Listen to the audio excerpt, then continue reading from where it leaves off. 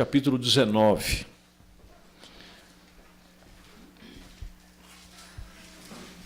Do verso 16, a partir do verso 16 de Mateus, capítulo 19. A minha gratidão a todos que estão presentes, né, pelo apoio, pelas orações, e a sua presença nos inspira, né? Creio que todos nós viemos aqui para adorar a Deus. Os irmãos daqui, de Caiabu, né, os de Álvares Machado, de Prudente, né? Deus os abençoe grandemente, em nome de Jesus, de Rancharia. Até a irmã Iraci, né? É novidade a irmã Iraci aqui, pelo menos nos cultos, né? De quinta que a gente está. Deus abençoe a irmã Iraci, seu moço que está ali, né? Graças a Deus. E eis que, aproximando-se dele, um jovem disse-lhe: Bom mestre, que bem farei para conseguir a vida eterna? E ele disse-lhe: Por que me chamas bom? Não há bom, senão um só, que é Deus. Se queres, porém, entrar na vida, guarda os mandamentos. Disse-lhe ele: Quais? E Jesus lhe disse: Não matarás, não cometerás adultérios, não furtarás, não dirás falso testemunho, honra teu pai e tua mãe, amarás o teu próximo como a ti mesmo. Disse-lhe o jovem: Tudo isso tenho guardado desde a minha mocidade. Que me falta ainda? Disse-lhe Jesus: Se queres ser perfeito, vai, vende tudo o que tens, dá aos pobres, e terás um tesouro no céu, e vem, segue-me. E o jovem, ouvindo esta palavra, retirou-se triste, porque possuía muitas propriedades. Disse então Jesus aos seus discípulos: Em verdade eu vos digo que é difícil entrar um rico no reino dos céus. E outra vez vos digo que é mais fácil passar um camelo pelo fundo de uma agulha do que entrar um rico no reino de Deus.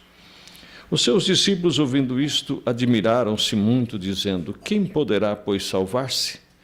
E Jesus, olhando para eles, disse-lhes: Aos homens é isso impossível, mas a Deus tudo é possível. Amém? Amém? Que o Senhor acrescente bênçãos à nossa meditação. Podem se assentar. Graças a Deus. Eu li praticamente todos esses versículos. Aqui no início, já que nós começamos a ler, nós já tínhamos a nossa meditação do que nós iríamos falar, mas eu gosto demais dessa passagem, né? Ela fala de uma maneira especial com cada um de nós. Mas de que maneira que fala? Né? Que não é o que nós podemos fazer, mas é nós seguir a Ele. Né? Se quer ser perfeito, não só vende o que tem, mas vem e segue-me. Ou seja, se você me seguir, você terá a sua perfeição. Né? E é o que nós estamos tentando fazer aqui nesta noite. Mas o que nós vamos meditar aqui é nisto. Né? Ele disse-lhe: Por que me chamas bom? É nisso aí que nós vamos falar. Por que me chamas bom? Eu passei parte dessa tarde, como sempre, a gente, quando tem um culto à noite, a gente fica orando, vigiando, e eu creio que vocês também orando, para que Deus fale com vocês. E eu creio que Deus ouve. Né? E o que me assentou no coração foi isto. Né? Como nós já temos inúmeras vezes falado aqui sobre Mateus 16, a questão de renunciarmos a nós mesmos, mas hoje me desceu algo muito especial com relação a como fazer isto. Como nós conseguiríamos sobressair as perseguições, as difamações, vamos dizer assim, os maus entendidos, como diria, me falta a palavra agora para dizer assim, de uma pessoa que não reconhece o que você tentou fazer para ela. Né? Como você conseguir vencer isso? Como você conseguir passar por cima disto sem ficar sequela, sem ficar cicatriz, e você continuar sendo uma pessoa feliz, uma pessoa alegre. Amém. E não deixar com que isso te atrapalhe. Amém. Irmãos, eu creio que isso é uma das maiores conquistas que um ser humano é capaz de fazer.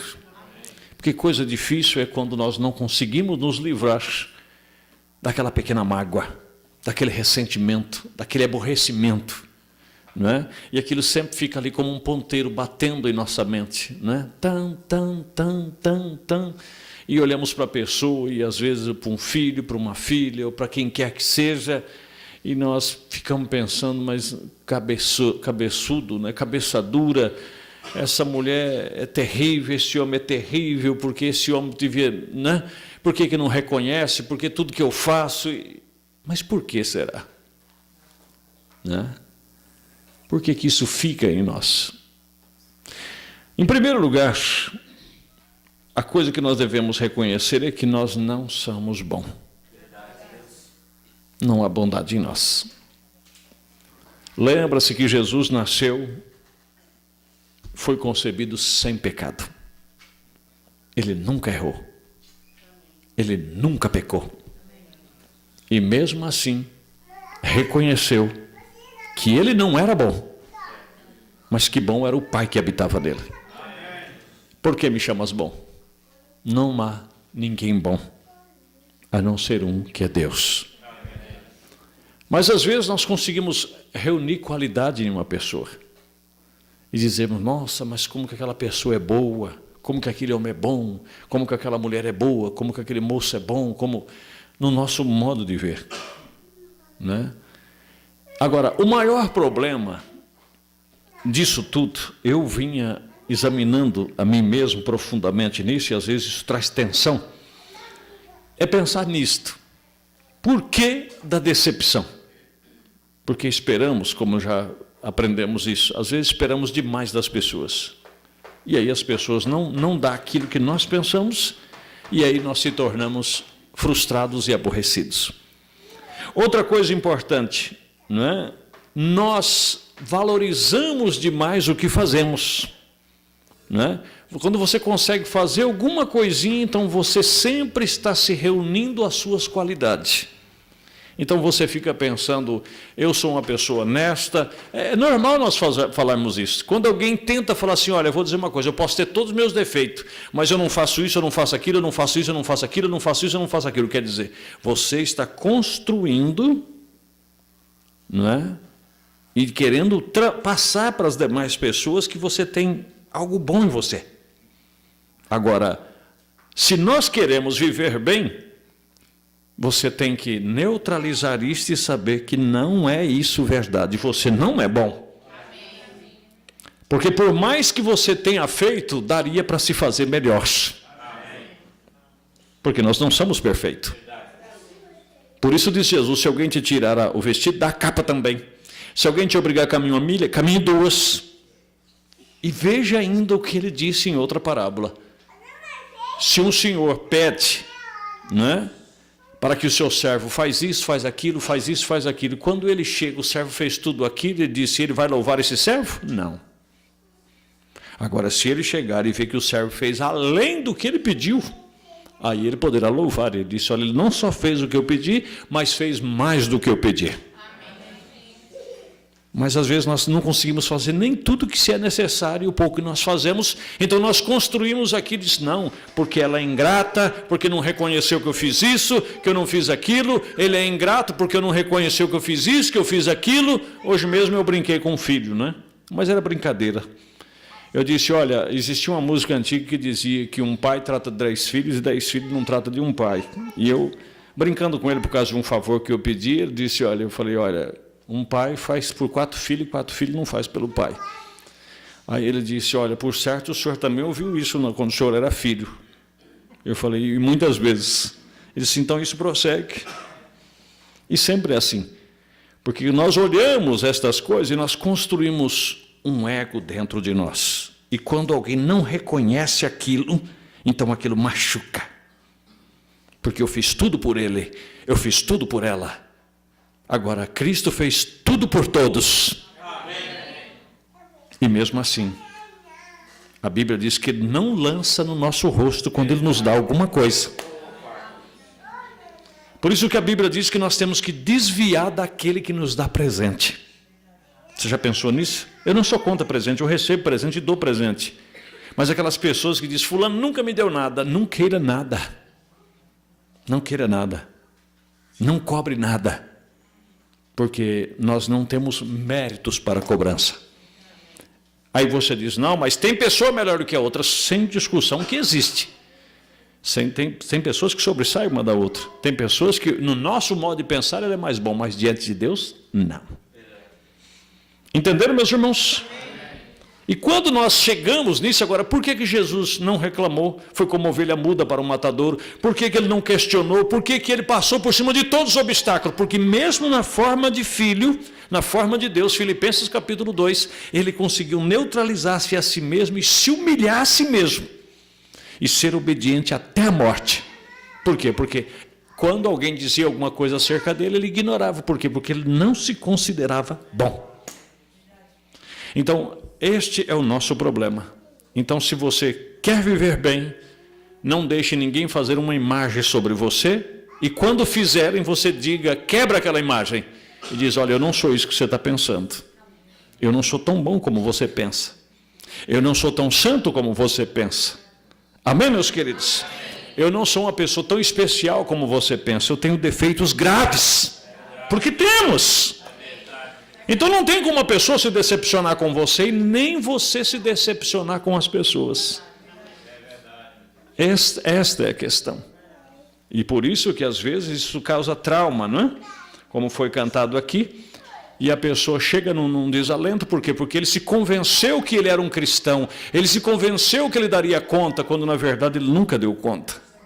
Estou entendendo? Eu quero pegar aqui algumas coisas do que o profeta diz aqui na mensagem, a estreita é a porta, ele fazendo na sua oração, ele dizendo assim, ó Deus, se há pecado em nosso meio esta manhã, algo que talvez impeça o Espírito Santo de nos trazer a mensagem de Deus, a cada um dos nossos corações, nós oramos que tu humildemente, né?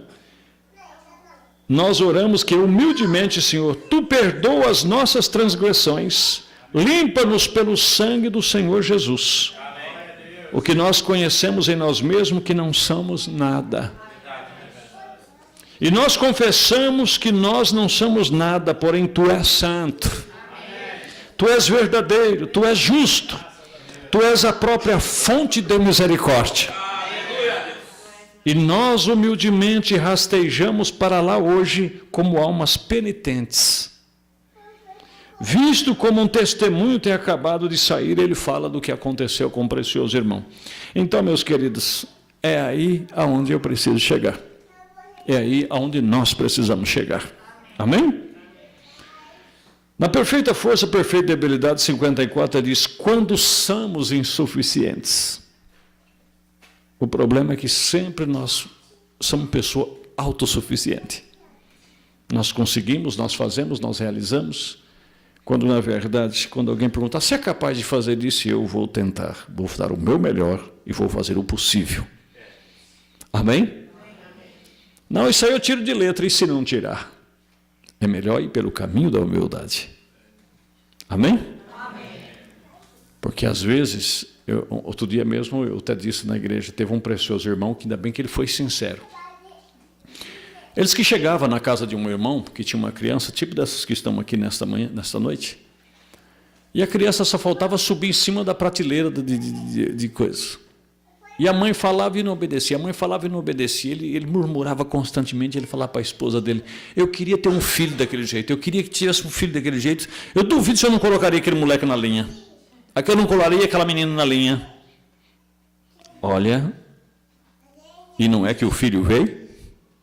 Veio. E quando veio, e ele falou, pastor, Deus é testemunha que só se eu matar, mas não dou conta. Mas ele disse que daria. Ele disse que colocaria. Estou entendendo? Então nós temos que destruir isso em nós. Aí não vamos nos decepcionar. Olha, se você quiser casar com amigas que estão tentando casar, eu vou ser a melhor esposa, eu vou fazer isso. Não diga nada. Diga, olha, vou confessar para você, eu não sou tudo o que você pensa, mas eu vou fazer o que tiver no meu alcance. Amém?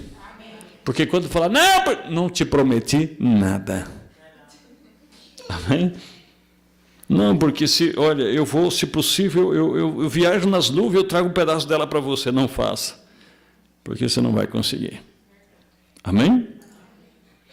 Quando somos insuficientes nós mesmos, então, estamos dispostos a render o nosso espírito, de nos render ao Espírito de Deus. Quando somos insuficientes, né, nós mesmos, então, estamos dispostos a render ao Espírito de Deus. Tão logo pensamos que podemos fazer isso, então não podemos fazer isto. Então, quando pensamos que podemos, é quando não podemos fazer com relação às coisas que Deus pede para que nós façamos. Porém, quando chegamos a um ponto onde sabemos que não podemos fazer isto, então nos rendemos a nós mesmos a Deus e Ele o faz. Amém. Assim sendo, se somos nós tratando de fazê-lo, falharemos. Mas se simplesmente nos rendemos a nós mesmos a Deus, então Deus não pode falhar.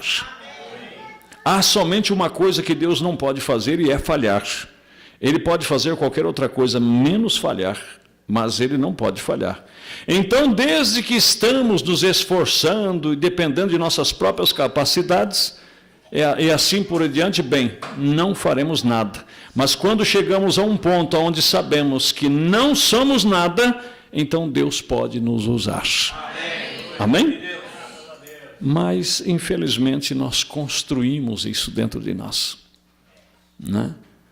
E, irmãos, eu já encontrei pessoas amarguradas na minha vida. E é difícil você conviver com uma pessoa amargurada. Pessoas que só ficam esperando o pior. É difícil. Quando, na verdade, a pessoa teria tudo para tocar o barco e viver a sua vida em paz. Mas, simplesmente, se fica pensando... e traz aquilo como algo na sua vida, né? E para ali.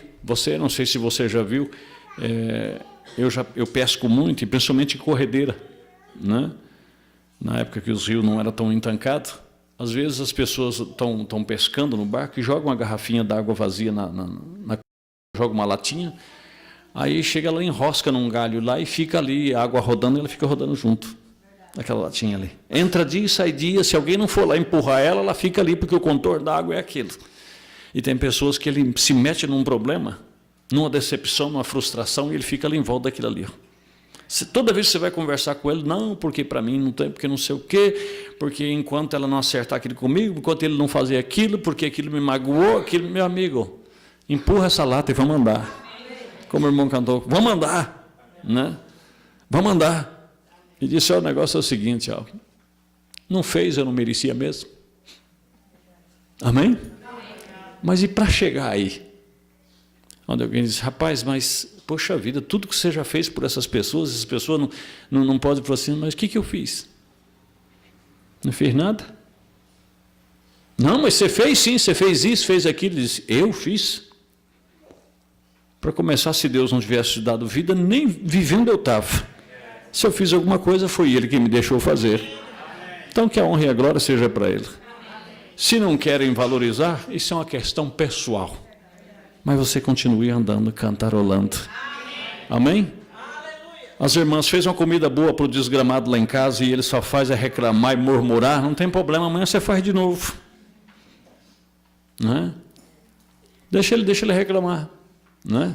Os irmãos que trabalham e fazem de tudo para ver a mulher feliz e sempre reclamando, deixa reclamar. Continua fazendo.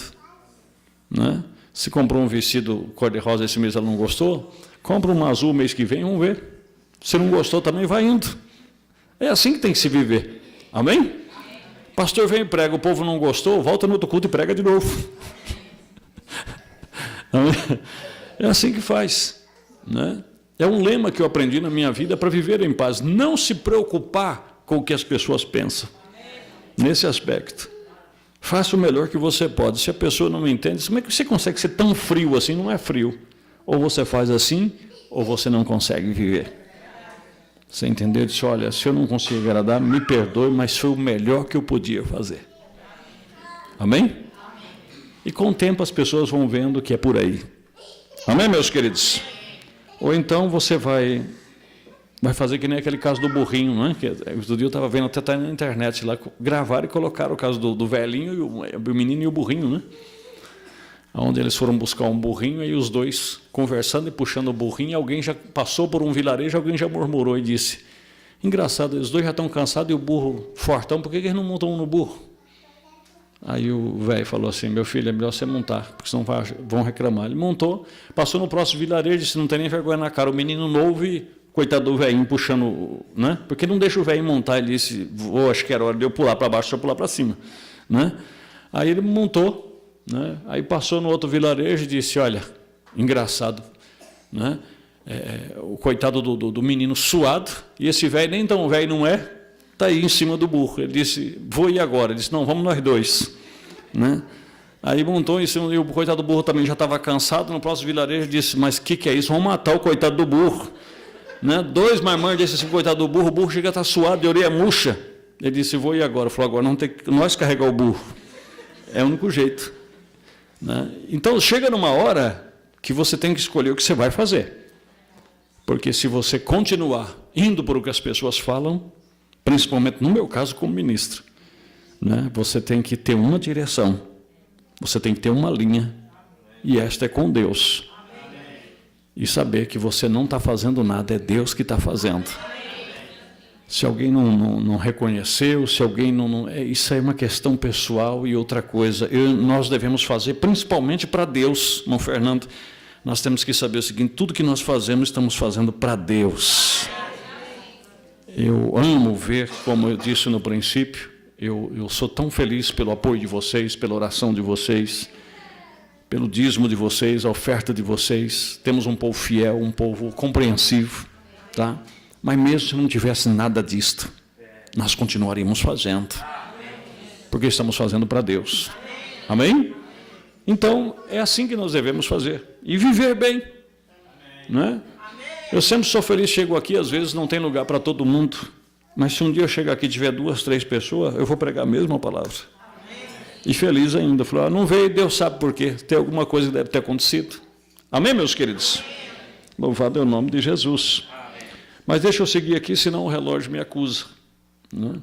Aí vocês vão reclamar, diz: pastor Paulo está deletando demais, né? Deus, tenha misericórdia. Vamos seguindo aqui mais um pouquinho. Graças a Deus.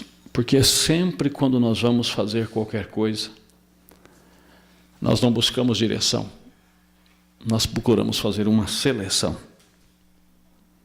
né? Eu acho que é melhor eu fazer assim, eu acho que é melhor eu fazer daquele outro jeito. É melhor pedir para fulano fazer, porque ciclano é capaz, fulano não é capaz. Se é uma coisa que envolve Deus, é melhor perguntar para Deus. E às vezes nós podemos até ficar surpreendidos com o que Deus vai falar, né?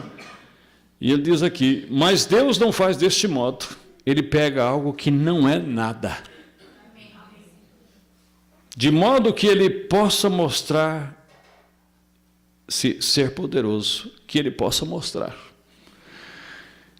Nós estamos falando nos domingos lá, acho que vocês viram pelo canal do YouTube, nós estamos falando sobre casamento. Domingo nós vamos entrar num assunto interessante, dentro da mesma linha, o porquê que muitas pessoas se frustram também no casamento, porque estão tentando serem artistas para poder dar certo, e não precisa disso. É a velha receita antiga. Amém?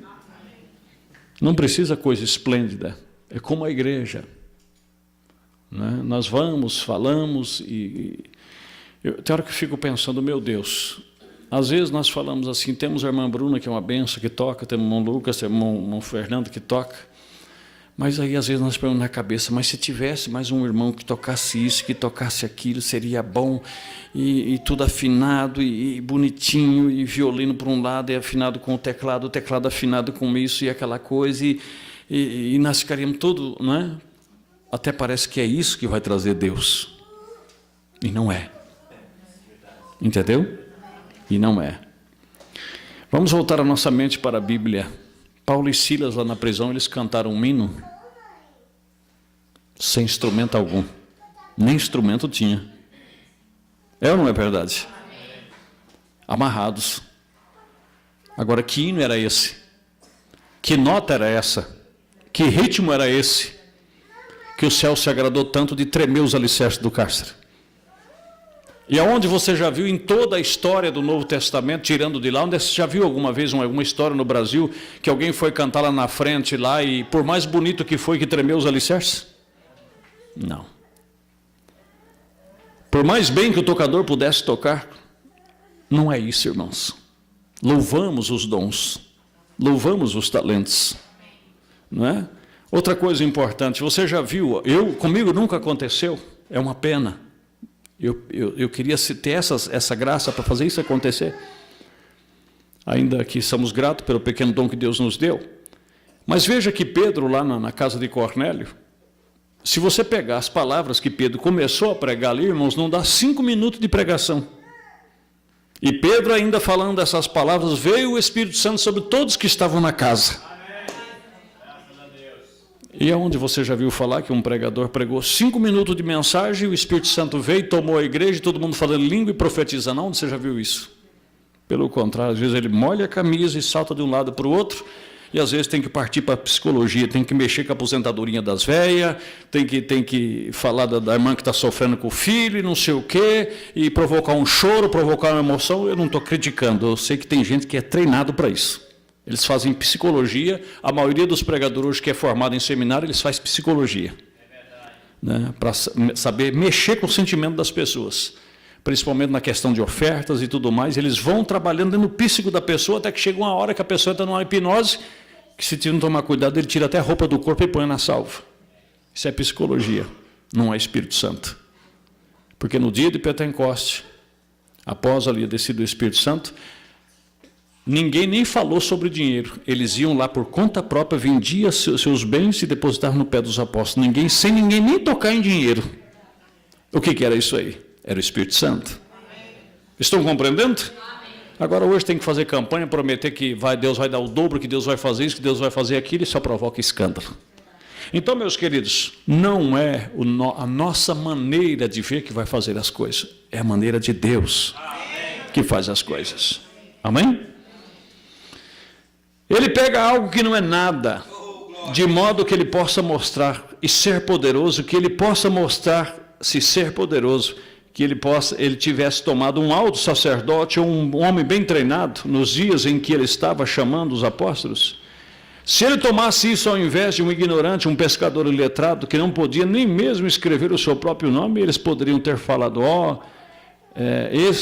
vê sua educação paga, mas Deus tomou um homem que não podia nem mesmo escrever o seu próprio nome. Que ele podia tomar algo que ele pudesse fazer alguma coisa, mostrar que ele é Deus. Quando nós conseguimos, agora preste atenção para nós concluirmos aqui, quando nós conseguimos um lugar que nós pensamos que não somos nada, então estamos nas mãos de Deus. E Ele pode moldar-lhe a fazer da maneira que Ele quer que você seja.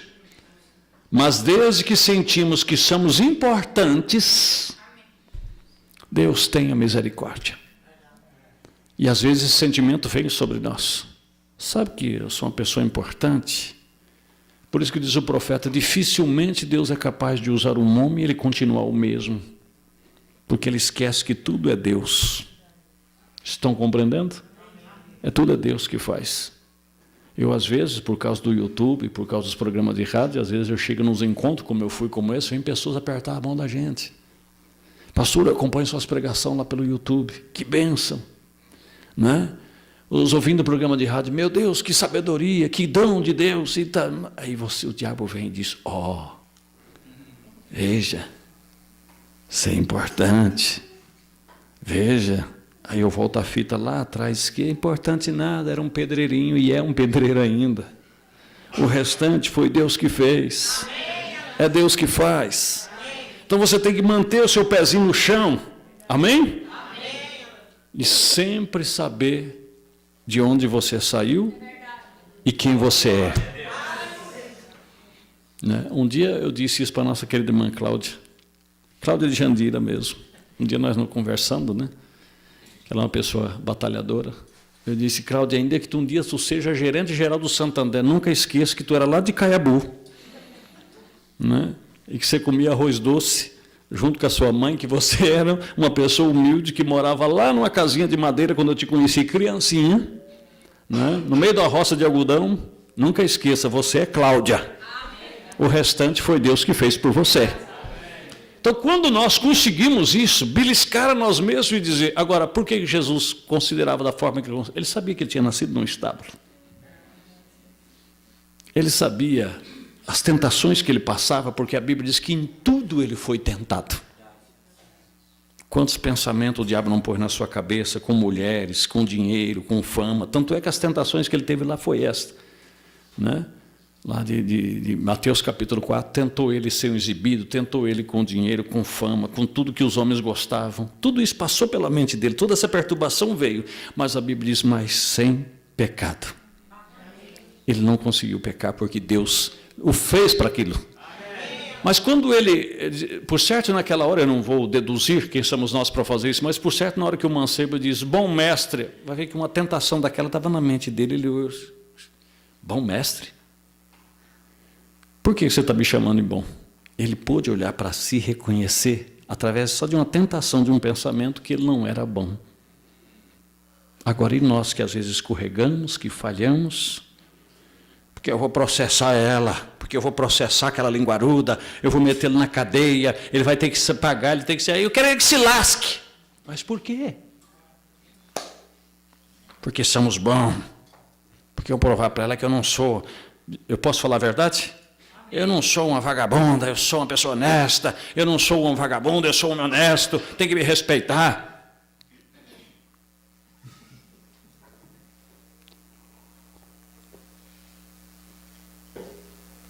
Se fosse Jesus, era como pegar esse copo d'água aqui e despejar nas costas de um pato. Ele só encolhia assim, a água descia para trás. E ele continuava indo para frente. Foi isso que ele fez na presença do governador. Tu és o rei dos judeus? Diz, tu o dizes. Mas isso que você disse, você está falando por si mesmo ou você ouviu alguém falar? Você sabe que eu tenho poder para te prender, para te soltar? Sim, porque veio o poder de cima. Mas, em outras palavras, ele poderia dizer, mas você não vai me soltar. Porque tem que cumprir o que está escrito. Para isso nasci, para isso vim ao mundo. Ah, pastor, porque fizeram isso, porque falam aquilo, porque faz isso. No mundo tereis aflições. Se perseguir a mim, também perseguirão a vós. Então, por que nós estamos tão agitados? Por que está tão preocupado? E nós que talvez não devemos aquilo, mas devemos outras coisas. Para, analisa, ser humano, fraco que somos, débeis que somos. Oh, Deus, nos ajude. Mas, se não tomar cuidado, né, nós terminamos fazendo loucuras. Mas Deus tomou um homem que não podia nem mesmo escrever o seu próprio nome, que ele podia tomar algo, que ele pudesse fazer alguma coisa, mostrar que ele é Deus. Quando nós conseguimos um lugar que nós pensamos que não somos nada, então estamos nas mãos de Deus. E ele pode moldar e fazer da mesma maneira que ele quer que você seja. Mas desde que sentimos que somos importantes, você nunca ficará em parte alguma. Não se pode ficar nas mãos de Deus enquanto você não sinta que não é importante. Amém? Então queremos ficar nas mãos de Deus? Então sinta que você não é tão importante como você pensa.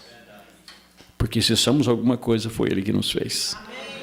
Como diz o irmão Lázaro, né? Tudo que eu tenho foi Deus que me deu. E é tudo verdade. Tá bom, meus queridos? Leve essa mensagem no seu coração. E agradeça a Deus por tudo que Ele tem feito. E se ninguém reconhece, se ninguém... Não tem problema. Convença para você mesmo, diga, eu não sou nada. Amém?